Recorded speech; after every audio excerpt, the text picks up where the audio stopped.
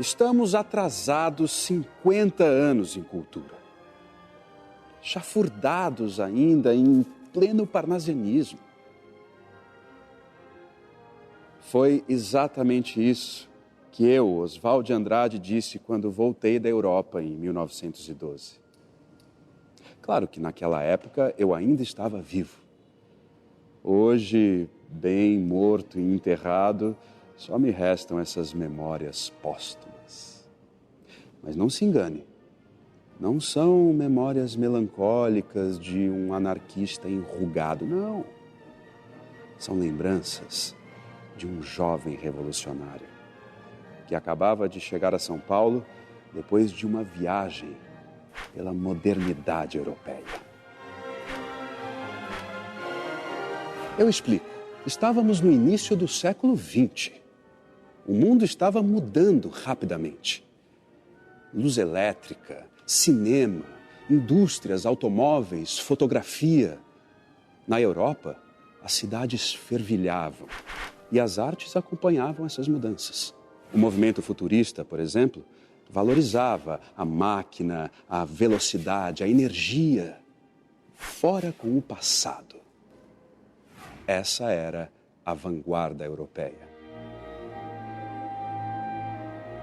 A Europa, no começo do século XX, estava em plena efervescência. E os artistas brasileiros que iam lá, é claro que eles bebiam dessas novas ideias que estavam fervilhando, estavam fazendo verdadeiras revoluções em termos estéticos. Ou seja, era um dos momentos assim, de ruptura mais ricos da história das artes plásticas mundiais. No Brasil, as coisas também andavam para frente, principalmente na economia. Em São Paulo, o dinheiro da cultura cafeeira financiava o início da industrialização. Mas na arte estávamos empacados.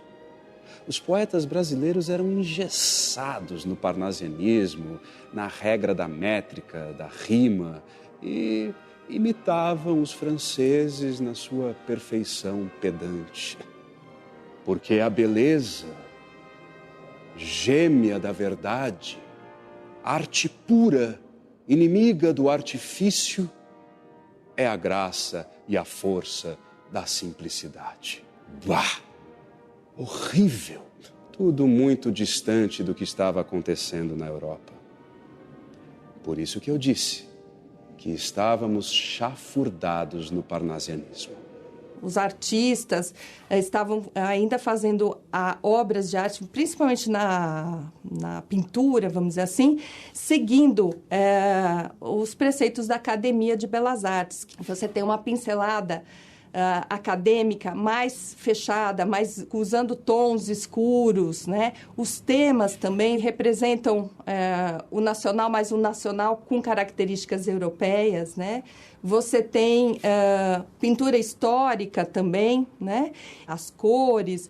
A arte acadêmica também coloca a figura principal no centro da tela, né? Então, tudo isso, com a arte, com o modernismo, isso vai mudando. Então, a pincelada é mais solta, mais colorida. A arte não é mais representação fiel da realidade, não é fotografia. Então, isso vai descolando, vai se distanciando. E é por isso que choca, é por isso que é diferente, é por isso que é inovador. Foi para essa São Paulo, culturalmente parada no tempo, que eu voltei em 1912. Mas eu não estava parado. Logo comecei a divulgar a arte moderna no meu jornal, O Pirralho. E eu não estava sozinho.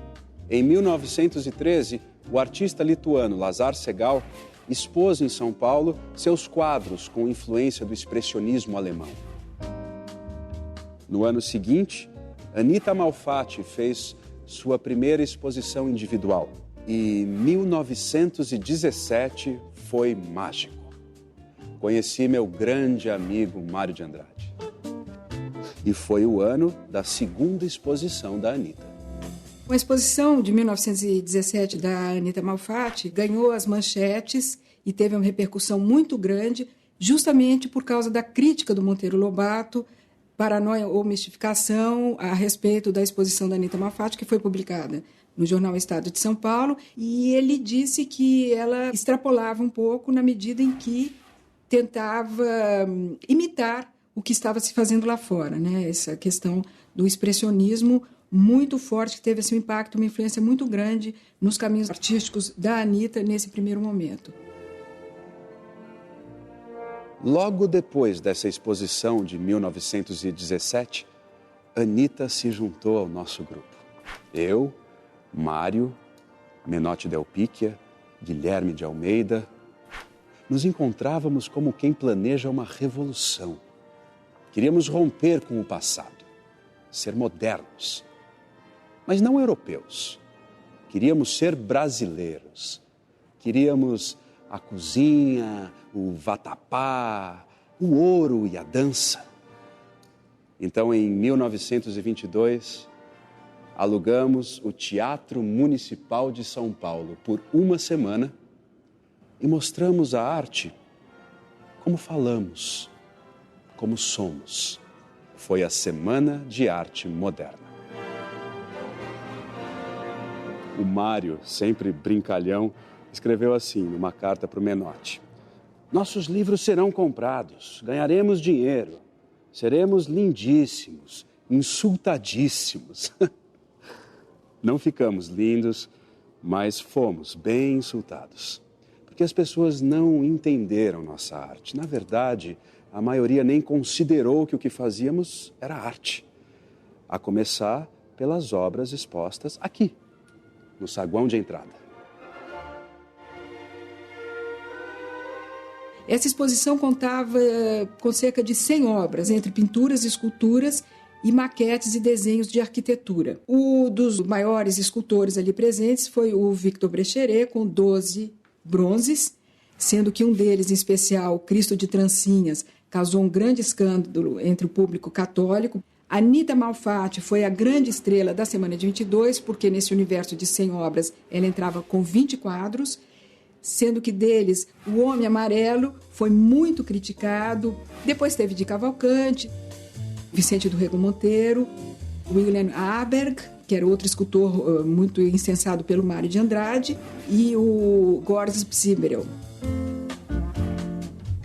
Isso tudo foi aqui, no saguão de entrada. Durante as noites lá dentro, música, dança, palestras, literatura, poesia e mais incompreensão por parte do público. Ou seja, mais vaias. Na Semana de 22, o grande nome ali foi o do Villa-Lobos. Além de apresentar obras que causaram um certo desconforto naquele público conservador, ele teve ainda a ousadia de chegar no palco de chinelos. Um dos pés ele estava calçando chinelos porque ele estava atravessando, enfrentando uma crise de gota. E aquilo foi, obviamente, visto pelo público como uma grande provocação, né? E houve vaias, as pessoas realmente não estavam preparadas para aquele tipo de proposta musical. Além dos nomes como Mário Oswaldo de Andrade, Menotti Del Picchia, o poema do Manuel Bandeira, Os Sapos, foi lido pelo Ronald de Carvalho e, evidentemente, também causou alvoroço na plateia, né? Onde já se viu falar de um bicho tão feio e asqueroso como o sapo, transformar aquilo num poema para uma sociedade que estava acostumada com os românticos, com o simbolismo. Foi um estrondo. Enfunando os papos, saem da penumbra aos pulos os sapos. A luz os deslumbra. Em ronco que a terra berra o sapo-boi. Meu pai foi à guerra. Não foi, não foi. A Semana de Arte Moderna, embora tenha surgido de uma forma absolutamente espontânea, sem grandes planejamentos, ela foi o ato inicial do que se transformaria depois no modernismo.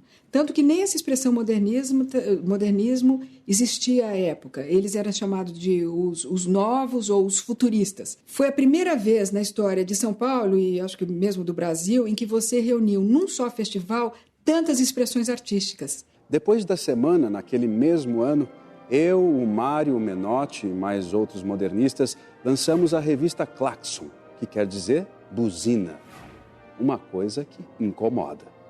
A revista foi pioneira de várias maneiras, até na publicidade, com esse anúncio do Guilherme de Almeida. Também em 1922, Anitta nos apresentou Tarsila do Amaral, que não participou da semana no Municipal porque estava em Paris. Viajamos pelas cidades históricas de Minas Gerais e então eu redescobri meu país. Foi depois disso que lancei o Manifesto da Poesia Pau-Brasil, pela poesia de exportação. Nada de usar modelos importados. As cores fortes e vivas de Minas Gerais também influenciaram a obra de Tarsila. E então, em janeiro de 1928, ela pintou um presente de aniversário para mim, o Abaporu. Era o início do movimento antropofágico.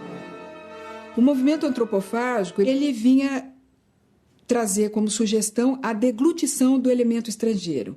O que significa isso? Significa você digerir todas aquelas contribuições e influências norte-americanas e europeias, fundi-las com os aspectos e com as contribuições da cultura ameríndia e dos afrodescendentes, transformando-a num produto autenticamente brasileiro, num produto nacional, num produto de exportação. Essa proposta seria sistematizada na Revista de Antropofagia, que durou de maio de 28 a 29, chegando a tirar 10 números. Ouvi dizer que, ainda hoje, a Semana de Arte Moderna de 1922 divide opiniões. Não sei. O que eu sei é que até a década de 1960 foram muitas revoluções. Na pintura, Ismael Neri e Di Cavalcanti.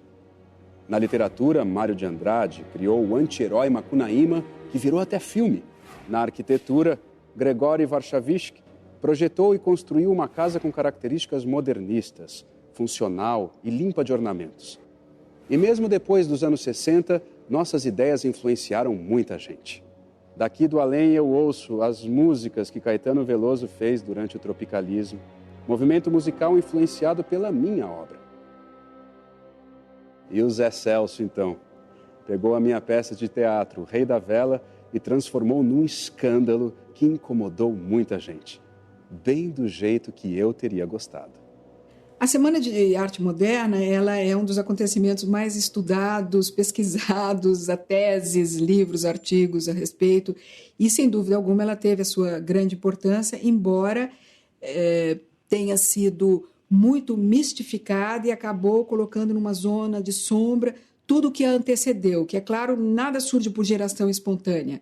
Havia uma série de outros autores, Lima Barreto, o próprio Monteiro Lobato, que já vinham rompendo com aqueles padrões estéticos esclerosados do período. Então, ela tem essa importância até os dias de hoje por causa do legado dela e por mostrar que um bando de jovem ali, cheio de ideias na cabeça e sem dinheiro no bolso, conseguiram conquistar essa burguesia do café aqui em São Paulo, que alugou o Teatro Municipal por uma verdadeira fortuna na época, para mostrar para o mundo que havia uma nova proposta artística, literária, enfim, as coisas estavam em ebulição no Brasil e, sobretudo, em São Paulo.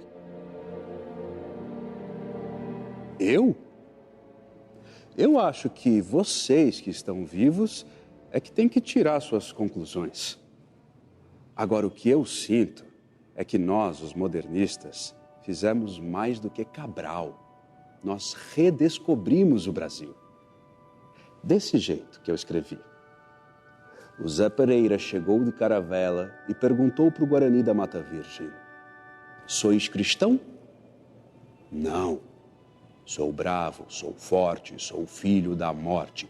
Teteretetê, quis aquecer. Lá longe, a onça resmungava.